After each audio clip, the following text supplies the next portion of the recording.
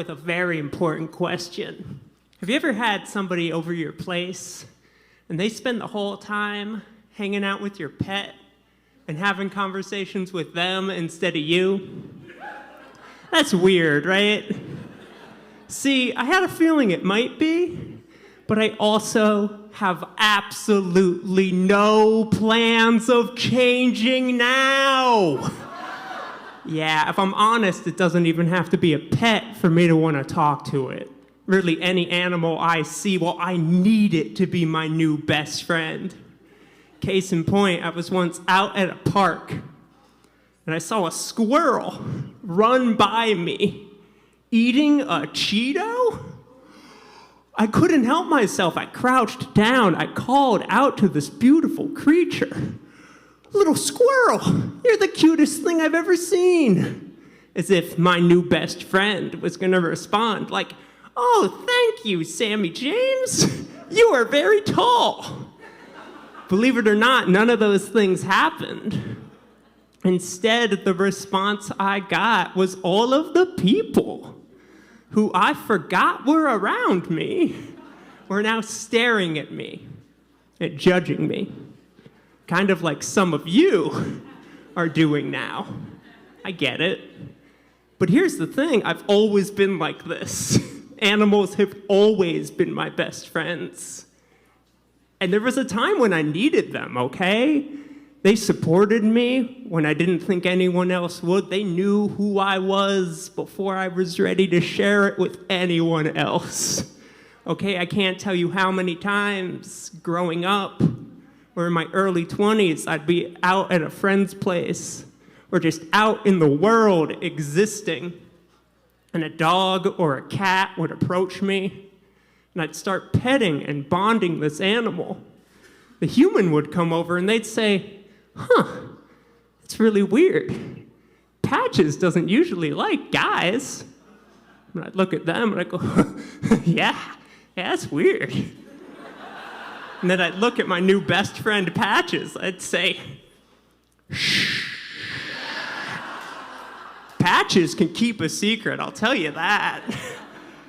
Like a lot of LGBT people, there were some signs growing up, but there are also just some things that are really funny in hindsight. Like my favorite place to play as a small child was my closet? What?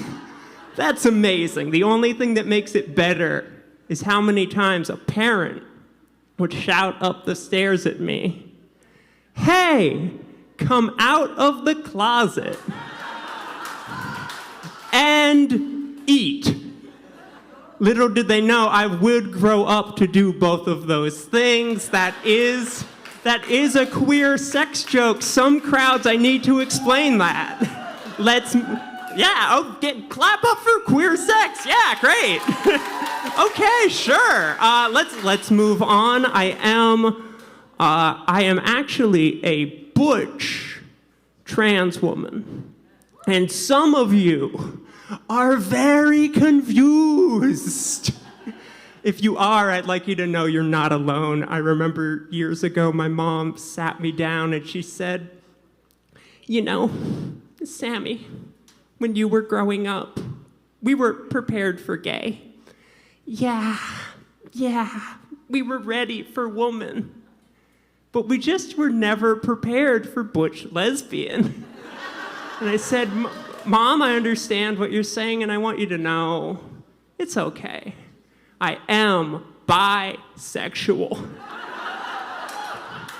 So I say that, I'm going to end on this. I say that, but I've been trying to figure out my type. It's been tough because I can find people of all genders, all body types, all presentation attractive, but I got it, okay? Would you like to know?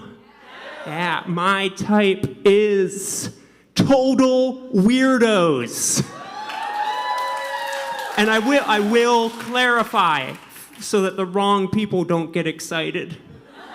I mean cute. I mean sweet weird. Not creepy. Not scary. If I fear for my life, we do not have a future.